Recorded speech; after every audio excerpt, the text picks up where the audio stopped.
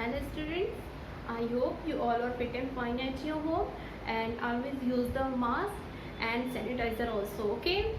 And so today we will start your next topic in English grammar, and your next topic is subject and predicate, okay? So today I will explain that what is subject and what is predicate. So let's see. Hello students, I hope you all are fit and fine at your home. Okay, this is the chapter 2 for class 6 and the topic name is subject and predicate.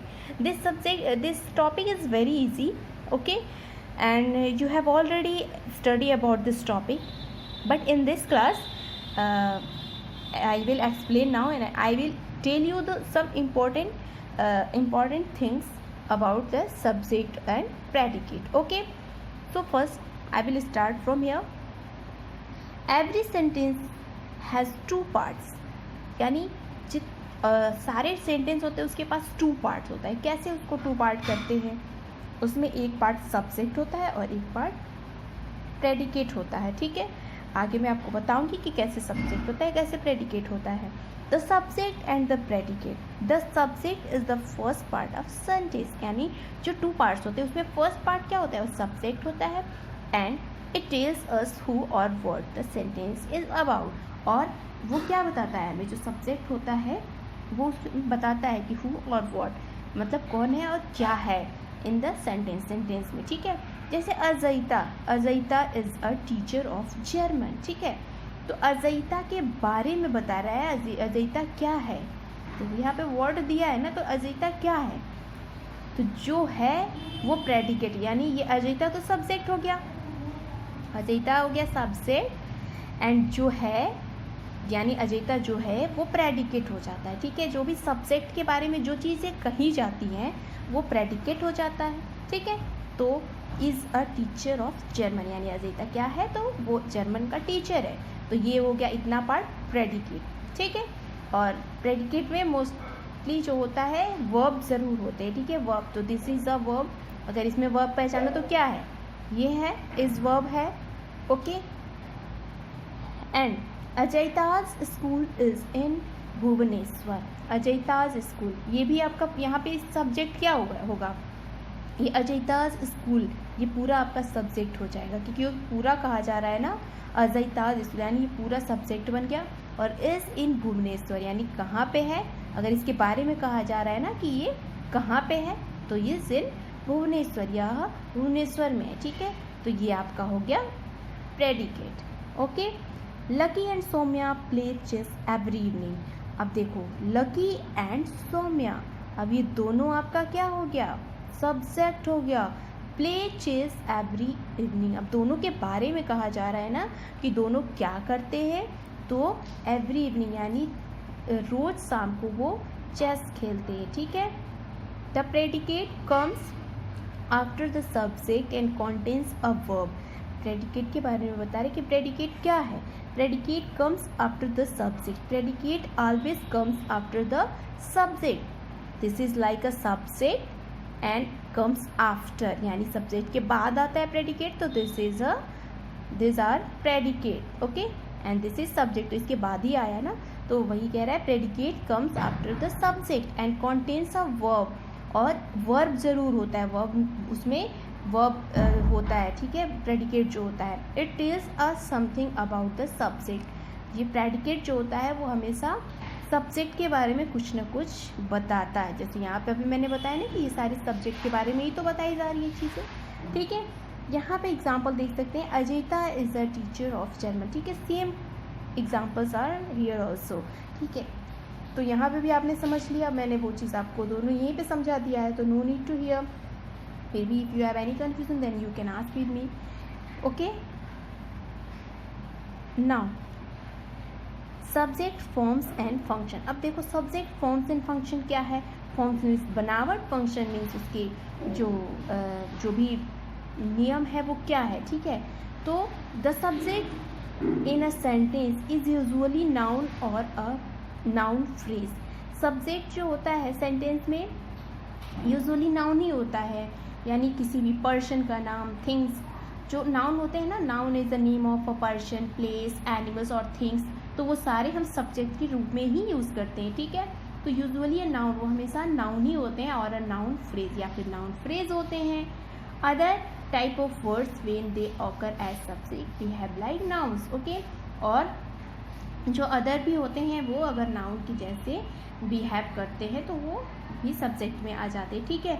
अब यहाँ पे देखो noun phrase क्या होता है।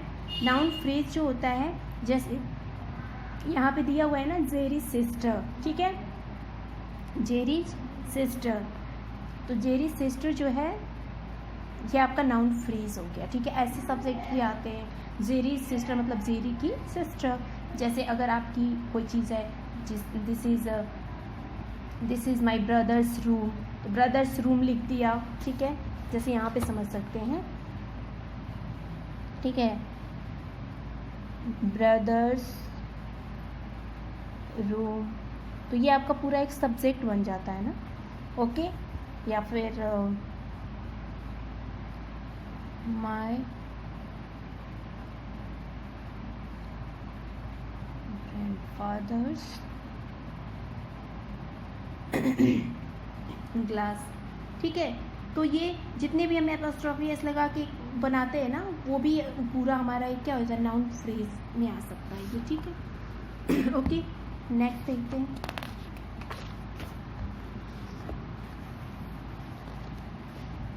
Fruits contain vitamins. अब ये देखो, ये पूरा आपका सब्जेक्ट बन गया।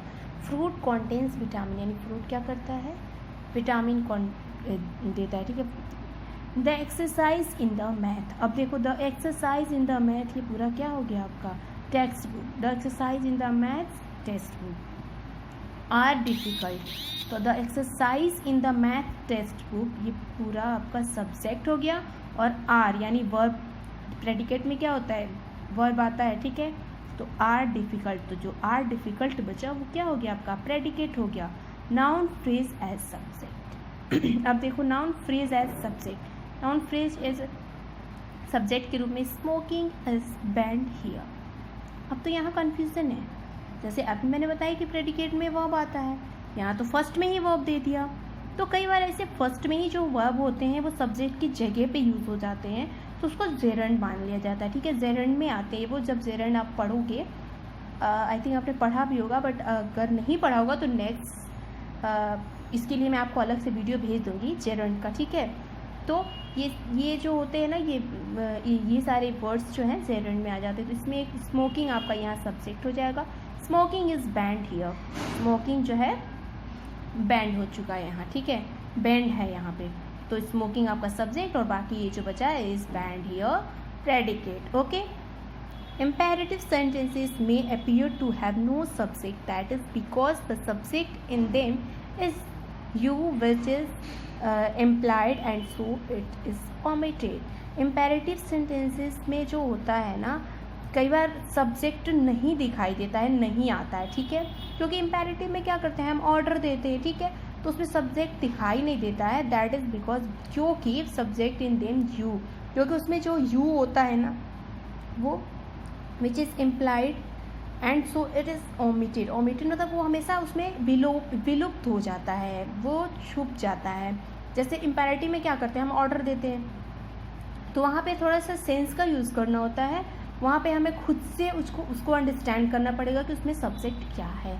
जैसे यहाँ पे दे रहा है राइट द हेडिंग फर्स्ट, अब राइट द हेडिंग फर्स्ट की हम क्या कर रहे हैं, इम्पेरेटिव में ऑर्डर ही दिया जाता है ना, तो ऑर्डर दे रहे हैं हम सामने वाले को, यानी कोई फर्स्ट पर्सन है वो सेकंड पर्सन को ऑर्डर दे रहा है, तो सेकंड पर्सन में यू आता है, तो वहाँ पे हमें खुद अंडरस्टैंड करना है कि सेकंड पर्सन में यू है, तो वहाँ पे यू सब्जेक्ट छुपा हुआ है, ठीक है। जैसे रेज योर लेफ्ट लेग, अपने लेफ्ट लेग को उठा, अब यहाँ पे भी क्या कहा जा रहा है, ऑर्डर दिया जा रहा है, तो ये ऑर्डर हम किसको दे रहे हैं, तो सेकंड पर्सन को दे रहे हैं, तो यहाँ पे भी यू छुपा हुआ है, ठीक है, दिख नहीं रहा है। Add a little water to the batter, थोड़ा सा, लिटिल मीन्स यहाँ पे थोड़ा सा का अर्थ आएगा, ठीक है, थोड़ा वाटर ऐड करिए बैटर के लिए, तो यहाँ पे क्या हो जाएगा, यहाँ पे भी यू छुपा हुआ है, ठीक है। तो ये हो जाता है आपका इम्पेरेटिव में कई बार जो है सब्जेक्ट नहीं दिखाई देता है। क्वेश्चन और interrogative sentences do not start with the subject. यानी क्वेश्चन और इंटरोगेटिव सेंटेंसेस जो आते हैं वहाँ पे सब्जेक्ट से स्टार्टिंग नहीं होती। अभी तक तो आप लोगों ने पढ़ा कि सब्जेक्ट फर्स्ट में सब्जेक्ट आ जाता है, बाकी जो बचता है वो प्रेडिकेट हो जाता है, लेकिन जो क्वेश्चन मार्क या इंटरोगेटिव सेंटेंसेस आते हैं उसमें जो है सब्जेक्ट पहले नहीं आता है, पहले आपका क्वेश्चन मार्क आता है। यानी आपको 5th क्लास में आपको पढ़ाया जा चुका है, जैसे सेंटेंस का रूल आपने पढ़ा होगा, उसमें क्वेश्चन जो इंटरोगेटिव सेंटेंस बनाए जाते हैं उसके। तो इंटरोगेटिव में हम देखेंगे क्वेश्चंस और interrogative sentences do not start with the subject in question comes after the verb that starts the sentences. यानी क्वेश्चन में जो होता है सबसे पहले सब्जेक्ट फर्स्ट में नहीं आता है, वहाँ पे क्वेश्चनेबल वर्ड्स आते हैं फर्स्ट में, यानी कोई भी जैसे व्हाट हो गया, व्हेन हो गया, वेयर हो गया, और उसके बाद जो हेल्पिंग वर्ब लगाया जाता है वो भी सब्जेक्ट के फर्स्ट आता है, सब्जेक्ट के पहले आता है और उसके बाद सब्जेक्ट आता है। ओके, तो जैसे यहाँ पे एग्जांपल देखेंगे तो समझ में आ जाएगा। Is Ajaita a teacher of German, ठीक है, तो अजयता, ठीक है, ये यहाँ पे इसके पहले हेल्पिंग वर्ब आ गया है क्योंकि यहाँ क्वेश्चन पूछा जा रहा है, ठीक है। तो अजयता यानी who is a teacher of German, Ajaita is a teacher of German, ठीक है। तो अजयता हो गया subject and a teacher of German and is आपका प्रेडिकेट हो गया, ठीक है। In the same way second example is also do Lucky and Saumya play chess every evening, who play chess every evening, तो लकी एंड सौम्या, ठीक है। तो लकी एंड सौम्या ये आपका सब्जेक्ट हो गया, और प्ले चेस एवरी इवनिंग और डू ये क्या हो गया आपका प्रेडिकेट हो गया, ठीक है। क्योंकि बताया गया है ना कि वर्ब जो होगा ऑलवेज प्रेडिकेट में ही आता है, ठीक है।